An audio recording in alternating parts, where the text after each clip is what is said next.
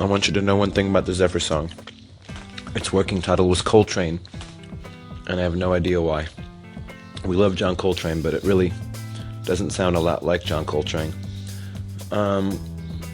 Another strange songwriting experience for us, only because when the verses have kind of this weird melodic, almost syncopated, funky flow to them, and the chorus is just wide open. It's a wide open canvas, and what I wanted to sing on it shocked Flea. I sang him my part when I heard them play that music, and he said, "Wow, you are really going for something different these days." And I said, "Yeah, do you like it?" And he said, "I love it. It's just I would have never expected it from you." And I thought, cool, I got Flea with the unexpected. And to me, it's a dreamy affair. It's a loving affair. It's a flirtatious, sort of in the womb of universal love kind of a feeling. And it paints a picture. It paints a picture of being electrified by wind and romance. Zephyr Song is another song that started from a jam when we were just trying to find new ways to get inspired, to have new ways to come up with music. And John brought in his sampler, and we just jammed to that groove at the very beginning that you hear in the song. It's a sampled drum beat that John had at home, and he brought in, and we just started jamming on that. And that's really was the beginnings of that particular number. I think it has a beautiful melody in the chorus, and Anthony really did a great job singing that one. And it was a bit of a challenge to record, because we don't really record with sequencers or click tracks or samplers, and so from a drumming standpoint, I had to be very disciplined in order to make it feel good, but also stay with the sampler. So that's another new element that we've added to our little combo called the Red Hot Chili Peppers.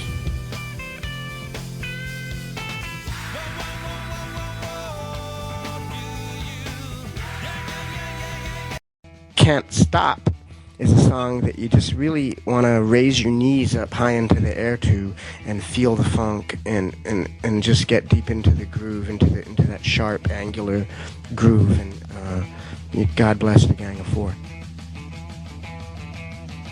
Can't Stop, possibly the last song written in rehearsal. It was the most unfinished thing that we took into the studio. I think it actually might have been written on the very last day of rehearsal. And it was something that John and Chad and I were just going nuts. I walked into a room where John and Chad had been rocking out together, probably playing Van Halen songs or something, and then they kind of switched into this improvisation, and I started making up rhythms that sounded really good to everybody, and we just played it nonstop, sort of trance-like, for about 20 minutes. And then Flea showed up and joined in, and after the jam we all looked at each other and we said, we need something like this on our record.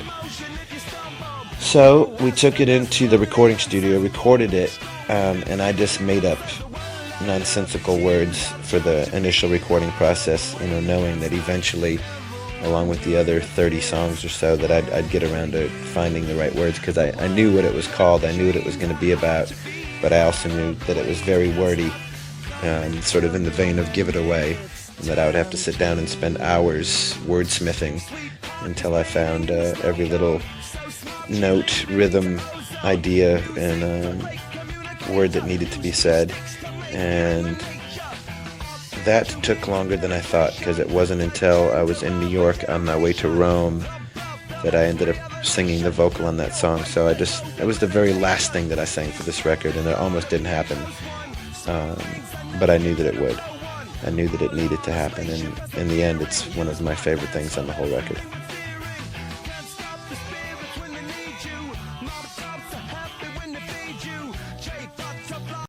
That was one of the first things that I wrote for the record, and I was learning a lot of Charles Mingus songs and Beatles songs,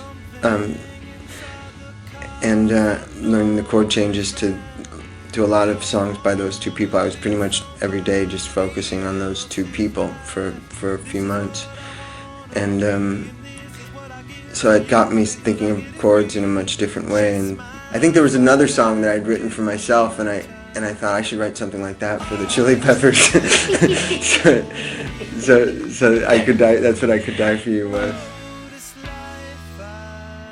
Okay, the time is summer, the place is Paris. Questions are coming from Gail, even though it may seem like the radio's asking them. The subject is I Could Die For You. The expounder upon the subject is Anthony Kiedis, that's me, from the Red Hot Chili Peppers.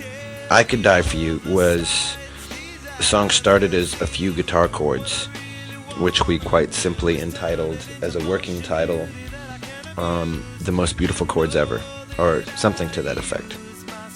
The most insanely wonderful chords ever written, is what Flea and I used to call it. And all I knew is that it was going to be a song one day, and I wasn't sure what it was going to be about, who it was going to be about, but I knew that it was painfully emotional, and that somewhere in there was vocal melody and rhythm and arrangement for me to find, and it took me a long time to find it. Like, I just always had it on my back burners. That's going to be the prettiest song on the record. That's going to be the prettiest song on the record. But it took me months to kind of find the words and to find exactly what I was going to sing. Like, I was humming different bits and pieces, but one day it all kind of came together. And I always told John that I had this confidence that I knew I was going to find my thing. And he's like, I know. I hear you humming it all the time. And I said, yeah, but that's just humming. And he said, well, that's it. Just sing what you're humming. And eventually I did, and I don't know, it's a very important song to me, a very real song to me. It's a song that every time that we've played it so far, I've remembered exactly how I was feeling when I wrote the words, and I think that's a good song.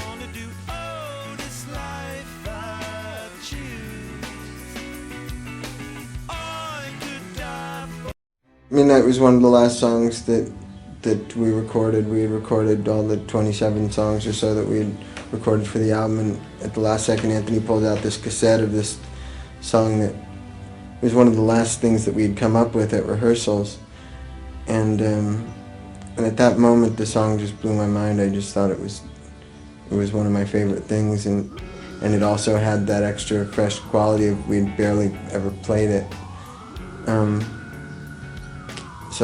And it really took a big, and also I at a certain point I didn't know if it was actually going to make it to the album, but when the strings and stuff were put on it, and when Anthony had done his vocal to it and stuff, it really came up a notch where it absolutely had to be on the album. We were recording the orchestra. There was about 41-piece orchestra in this big giant room, and I was mostly sitting in the control booth with Rick Rubin and Flea listening to it so I could hear it with the music, but during one take I decided to just sit out there in the room and just hear what it sounded like in the room, to hear the 41 people playing at the same time. So when I was sitting in there, I couldn't hear the track that they were playing against, and when I heard them playing along with the chorus of the song, it hit me that what I was hearing right there would make a great intro to the song. So I ran and told everybody that I thought that would be a good idea, and it ended up being a good idea.